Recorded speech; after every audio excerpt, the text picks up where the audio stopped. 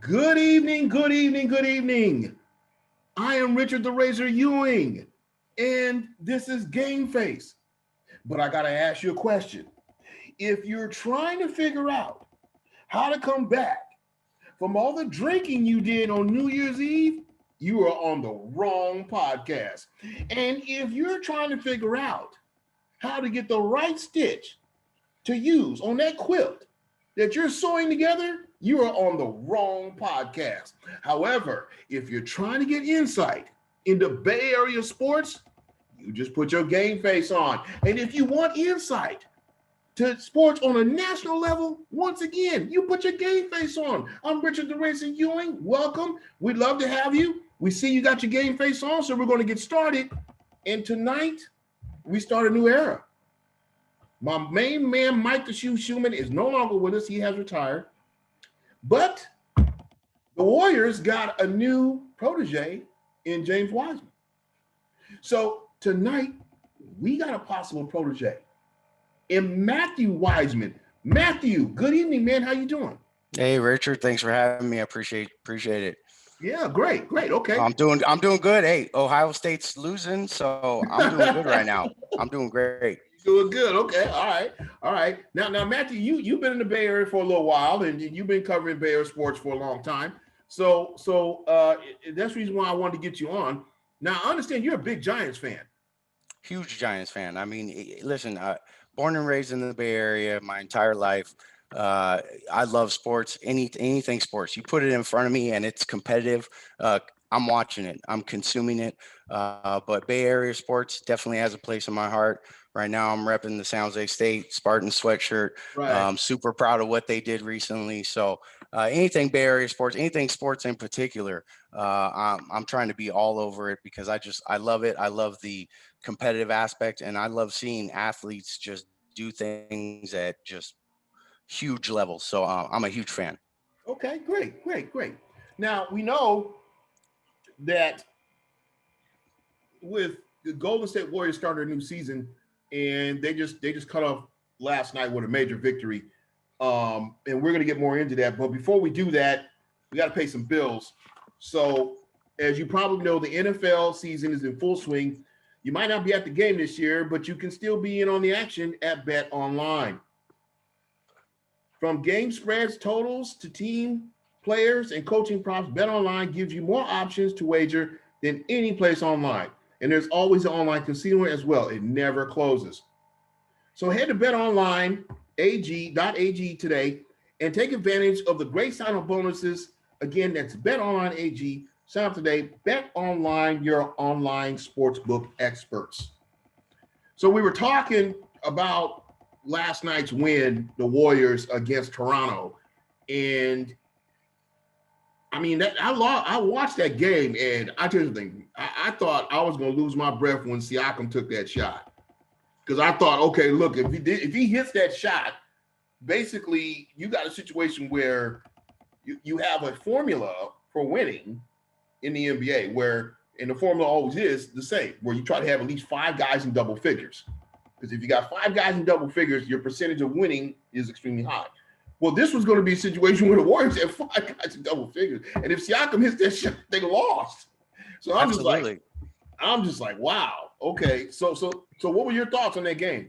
Here's the most impressive thing about it, and you hit the nail on the head.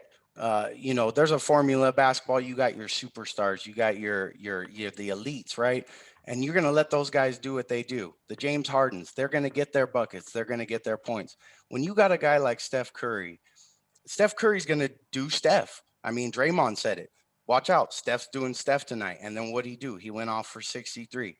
But what was so beautiful about the game last night against the Raptors, and then you take it back even further into this weekend, the game against the LA Clippers, is they got the W, and it wasn't just Steph doing Steph.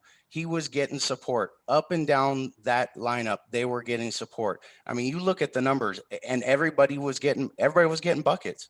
That was the key to success. Because some nights Steph's not going to be Steph. He's going to have an off night. Hey, I'll tell you something. That is an excellent point that you brought out, because that was one of the things that I was worried about this season, because I felt like, okay, Kerr and company, they went out, they picked up Kelly Oubre Jr. They went and brought back Bazemore, which is really just a nice acquisition. But still, in the question in the back of your mind, you're still asking yourself, okay, now look, if Steph can't, carry the load, which is like you said, there's nights he's not going to be able to. He's not immortal, okay? He's going to have some off nights, and if he does, what is the rest of the team going to be able to do?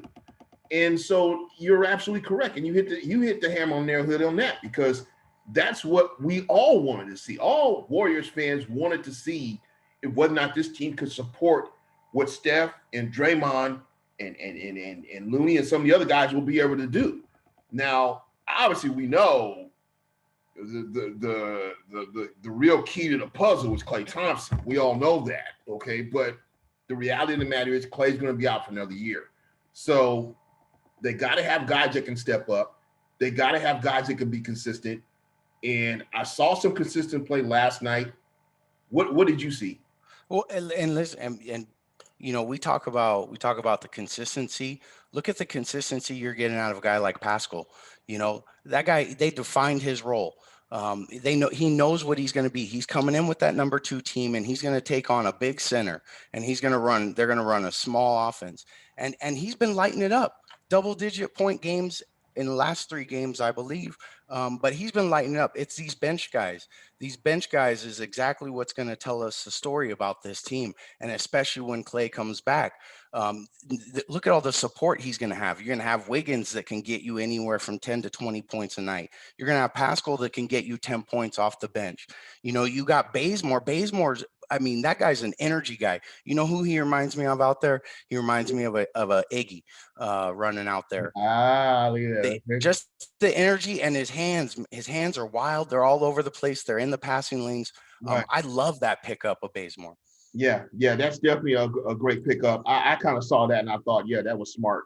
You look at their point productions last night. Wiggins had 17, Draymond had 10, Wiseman had 10. I tell you something, this kid Wiseman, oh my goodness, they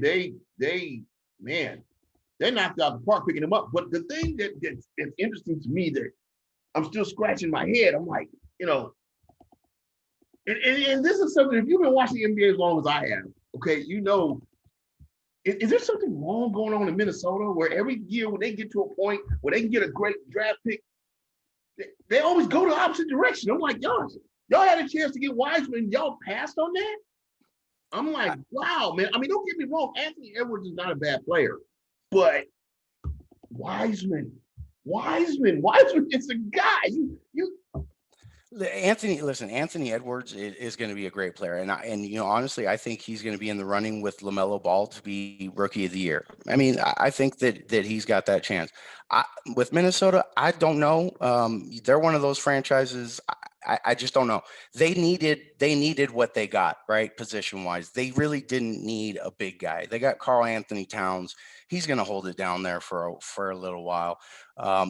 They needed a guy like Edwards, but it's tough because you pass up a generational talent like what Wiseman can become. And I'm proud to have a portion of his last name. I'm telling you, that he's going to be a baller, and I hope he stays in Golden State for a long, long time. Yeah, and back to these point productions you were talking about, your boy Pascal. Hey, man, nice dividends, picked up 15 last night. And Damian Lee is showing up to be, in my opinion, just, an anomaly. This kid comes in, you have no idea what you're going to get with this kid, but he contributes every single night, and he's always in pivotal situations. The other night when he took the shot and got fouled, 2 major free throws, and who's taking those shots? Damian Lee, man, there it is, right there. But I will say this much, that you start to see, in my opinion, this team kind of gelling together slowly but surely. They're kind of slowly starting to learn how to play with each other. I did something. Wanamaker, that kid. He's that kid in Texas. 7 points, but he does all the other intangibles. How many big shots did he hit against the Clippers? He walked into 2 huge threes late in the game. And you see the bench. The bench was what turned that game around. The bench was the one that helped make that run. And then Curry got in there. They did their thing. They did a third quarter old school Golden State Warriors run thing where they dominated the third quarter. And it was a little slow. They got off to a slow start, but they dominated the third quarter. And yeah, you want to make her hitting those threes, walk-in threes. I mean, clutch. And they're all gelling. They're all gelling at a good time. And listen, it's not all roses. I mean, you got Oubre, he's struggling, but listen, the kid's he's going to keep hitting. He's going to hit shots, or he's going to take it to the bucket. The energy. So it's not all great, but they're doing some really, really good things, and they're getting a lot of production from a lot of different areas other than Steph having to be Steph. Yeah, I'll tell you something. If I'm Kerr, I would have Oubre going to the rack every night. I would have him going to the rack every night. I'd be like, man, look, you ain't got to shoot from the outside. Just go to the hole every time. Hey, kick it to him and let him drive from there. Let him drive. There's going to be defenders flying at him. And not only that, I noticed that whenever he goes in the rack, dude, there's not a lot of guys who can stop this kid. I mean, he goes and that's it. It's done. I mean, you didn't see. When's the last time he went to the rack and missed? Well, I mean, he's going to get fouled either way, right? Right. So I mean, I kind of saw as that's what his plus side is going to the rack. So if I'm Kerr, I'm like, man, do your thing, you know. Cycle it to him in the corner. The defense is going to rotate. Somebody's going to run at an open shooter, and then that gives them a lane to take it to the rack. And if it's not there, you got a dish right there to what? You give it to your big man Wiseman. You kick it back out. You recycle. They're gonna be all right. Yeah, I think they are too. I just think obviously I still think they need more time to gel, but you can tell as time goes on, they're getting better. And I tell you something, Wiseman has not disappointed at all. And the thing is, you got to remember when you look at him, he's only 19. You know, at 19, I didn't have the mental capability to be able to be in the NBA, and play big boy basketball, let alone be in high school or just graduating high school. So, dude's a baller. Yeah. Dude's sharp. He's not just a baller, but he's sharp intellectually. Yeah. He speaks Mandarin. And you know what I love about it is I love that Steve Kerr he's not giving the philosophy, let's just throw him out there to the wolves and have him learn on the fly. Because if you look at it, he's not getting crunch time minutes in the fourth quarter. And that's okay right now, because I bet you in a couple months, 2-3 months, we're going to start seeing James Wiseman in crunch time. But right now they're just easing him into it. And I love that, because you're right. He's 19 years old. Yeah. So we're going to go ahead and shift gears, and we're going to talk about the 49ers. And this is difficult for me to talk about because I'm a Niner fan. So, when we look at the season, one of those, ho-hum seasons, and really you can't, on one end, I know a lot of guys, we talk and hear different, sports talk aficionados, they talk about Kyle Shanahan, some of the mistakes he made this season. One of them was saying that, he's sometimes very arrogant, where he will push his philosophy and ideas out there on the field, like as if like, hey, guess what? It's going to work because I'm Kyle Shanahan, because I know the offense. And we've seen a couple of times this season where that has not happened. Okay.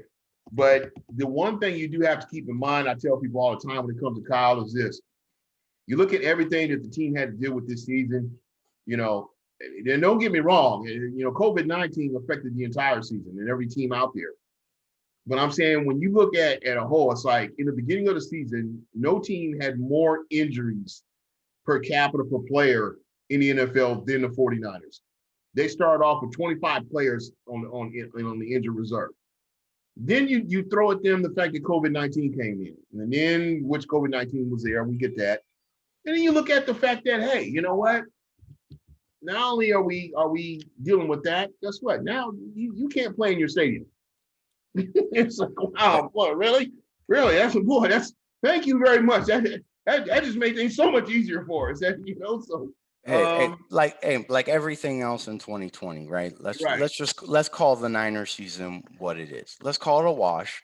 I mean, you hit the nail on the head. COVID, we had the Thursday night game where half the receiver core couldn't even couldn't play, because of COVID. So it's not to mention the devastating injuries. Losing Bosa is huge on that defensive line. Mhm. Huge. Now, Kerry Hyder Jr. had a great year. And that's great to see because moving forward, you got him locked down. You got him, or he may have been on a 1-year deal, so we may got to sign him. Listen, the Niners got to make some moves moving into next year, not because of the season they had in 2020. We're going to call that a wash, but because the Niners need to make moves. We're burying the lead. Deshaun Watson wants out of Houston. What's Kyle Shanahan going to do? Does he want to start over with a quarterback like Deshaun Watson? Does he want to continue riding with Jimmy Garoppolo? Does he have options on his team? That's what we need to be asking. Yeah, and I'll tell you something. You did a great segue because I was going to bring that up in the fact that really, in my opinion, I believe they should go get Deshaun Watson, and I'll tell you why. Because because you look at Garoppolo and not take anything away from him. Okay, I think he's a good quarterback. Is he a great quarterback? No. Okay. Now, his biggest stigma is staying on the field. Okay, because you cannot perform if you're not on the field. And so I look at it like this: in the NFL, the players are what? They're paid for performance. Okay. And when your opportunity comes, you have to seize the moment. Okay. You can't all of a sudden think, oh, well, you know what, I'm gonna go ahead and try this. And if it doesn't work, there's always next season. It's like, you know what? The next season you may not be there. Not in the Okay. NFL. There's not Nothing's here. Yeah, guaranteed that's in the why in the NFL. NFL, what do they call it? Not for long. That's Okay. right. Okay. So my whole take is this: you know what? We've seen Garoppolo. We went with Garoppolo. Garoppolo made his money. Next season, the Niners don't have to pay him. Hey, Okay. but I understand the injury thing. But we're Mm-hmm. talking about a man that's got a winning record. When I used to play sports, when I used to play athletic sports as a kid, and some dude's talking mess to me all in my ear all game, and we're up. I just tell him, look at scoreboard. Jimmy Garoppolo can say, look at scoreboard. Yeah. And I got you to a Super Bowl last year. Now, but what you're saying is absolutely correct. Can he stay healthy? I don't think it's about can he perform. I think he can perform. I think he can be a good quarterback in this league. But can he stay healthy? That's the question. That's the key question. Well, I So tell you yes, go something. get Deshaun Watson. Go get him, Niners. Yeah, Kyle yeah. Shanahan, John Lynch. Go get Deshaun Watson. Well, but this is the other part of it. You got to look at why you go get Deshaun Watson. You go get Deshaun Watson for the fact that when you compare him to Garoppolo, Deshaun, when was the last time he was injured? He hasn't. I don't Okay. remember. No, but he hasn't. That's my point. He doesn't get injured. The other reason why you go get Deshaun Watson is you got to ask yourself, are you going to be able, okay, to get what you need on that offensive line, okay, to protect Garoppolo? Because right now you don't have that, okay. That's right. And my whole deal is this: Shanahan has to make a decision. He has to say, okay, you know what? We're going to stick with Garoppolo. We're going to beef up the offensive line so Garoppolo can go back in the pocket and throw the football. Okay. And by the way, when I say throw the football, I mean throw the football. In other words, not none of these, 5, 10 yard passes underneath. Look, throw the football downfield. Okay. Now, if you decide not to do that, you have an opportunity right now to move on to what the future of the NFL is going to. Okay. The future of the NFL is going into a mobile type quarterback. Okay. And the Absolutely. mobile type quarterback, you don't necessarily need to beef up the offensive line because guess what? If he's in trouble, the quarterback can move. Okay. That's the reason why I say you go get Deshaun Watson. Now, Bingo, you hit the nail on the head because what's the alternative? Okay. The alternative is if you don't make a run. I mean, listen, they said they kicked the tires on Tom Brady. He ain't no mobile quarterback. Now you have an opportunity to get a great quarterback. mhm. Um, and bring him in that's mobile, that can move in the pocket, get outside the pocket when there's danger.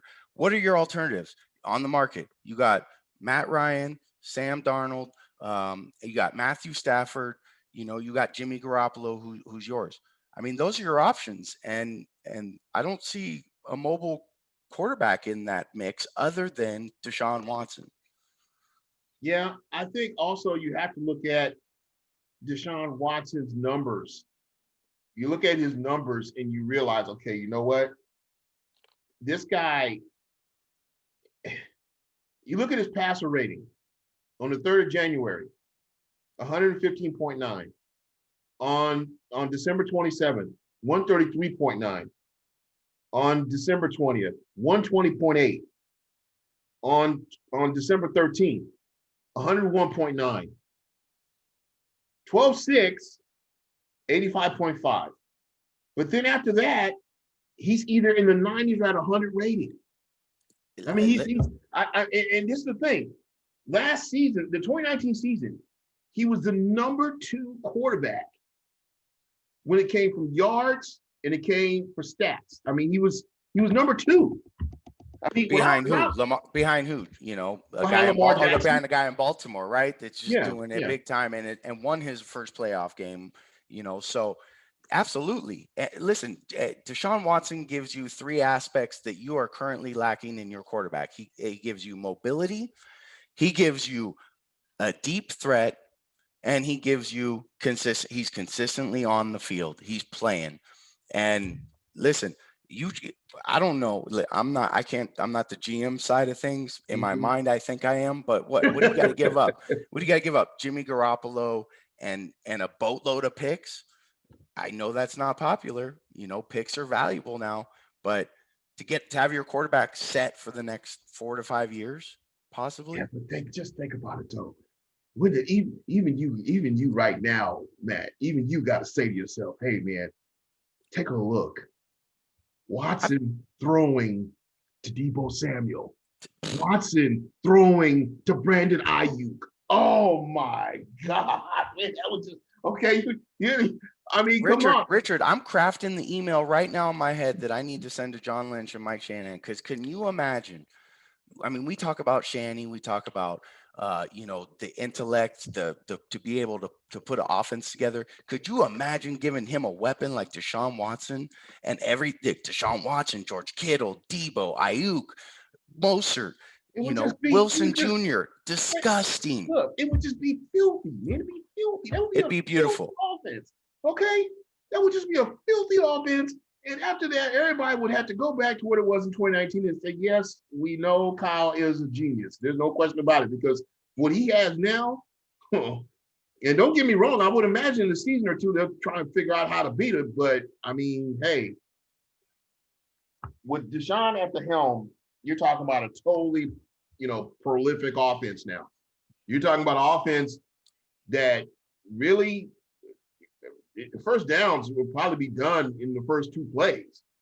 Yeah, really, you run a RPO offense, and you're going to get 3 to 4 to 5 yards on first down every time between Deshaun Watson or handing it off to Mostert, or hey, let's do the pass option and let's hit Samuel over here with a quick screen. Wide receiver. Right. I mean, look, the options are endless that Jimmy doesn't quite get you. You're not going to run an RPO play with Jimmy, so and hitting the deep ball, going deep, actually cutting loose Ayuk's speed, being able to throw deep, which has been the knock on Jimmy was he misses the deep throw too consistently, right? Yeah. I mean, they said he did it in the Super Bowl. At the beginning of the year, they said he's missing the open guys. Yeah, he did. Think of what would have happened if he hit that guy. It'd be a touchdown, and we'd all be celebrating the Super Bowl title right now. So, but I mean, it kind of, what can I say? It kind of irks me that, and I imagine a lot has to happen for Deshaun to come here too, because he wants to get traded for one thing, but Houston has to want to trade him. See, that's the other thing. Well, I don't believe they do. I don't think they're going to have an option, to be honest with you. From what I'm hearing and the reports I've been hearing from the news, not that I have any inside sources, because remember, I'm just a dude that sits on my couch and loves sports.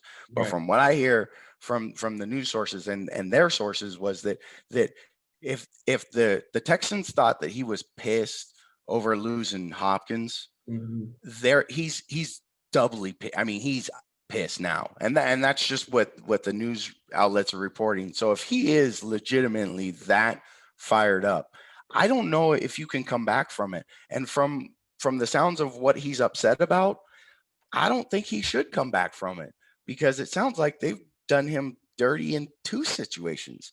So I don't know. They may not have an option, but that new GM in Houston, uh, uh, I'll be praying for you, brother, because that's a tough job now. Yeah, yeah, yeah. It's almost like they're at a point right now where, somebody came by and just basically dropped off all the gasoline around the building, and somebody's lighting the match and going, "Who's going to throw it first?" It's, a dumpster fire over there.